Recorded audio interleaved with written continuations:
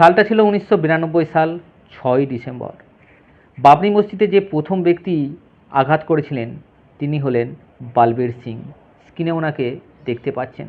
তো মসজিদ ভাঙার পর উনি নিজের ভুলটাকে বুঝতে পেরেছিলেন এবং ভেতরে ভেতরে নিজে অসুস্থ হয়ে পড়েছিলেন এবং ওনার অসুস্থতা ওনাকে কুঁড়ে কুঁড়ে খাচ্ছিলেন। তারপরে একটা মৌলানা সাহেবের সাথে ওনার পরিচয় হয়। মৌলানা সাহেবের সাথে কিছু উপদেশ নেন এবং নিজেকে মুসলিম ধর্মে গ্রহণ করার জন্য ইচ্ছা প্রকাশ করেন।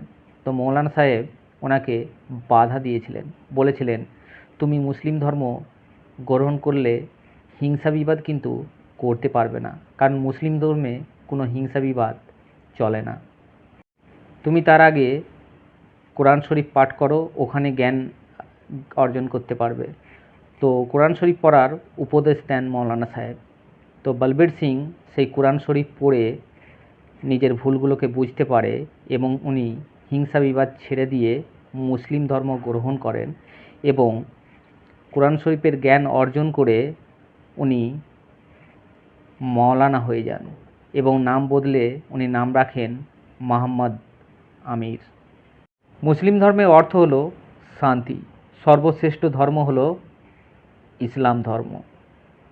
এই বলবীর সিংকে দেখিয়ে নিশ্চয়ই বুঝতে পারছেন যে এখানে সমস্ত জাতির মানুষ যদি আমাদের মুসলিমদের জ্ঞান অর্জন করেন মৌলানা সাহেব হওয়ার ক্ষমতা রাখেন, কিন্তু অন্য জাতিতে সেটা হয় না। কারণ সনাতনী করছেন, আপনাদের পুজো করতে গেলে ব্রাহ্মণ ছাড়া কেউ পুজো দিতে পারবে না।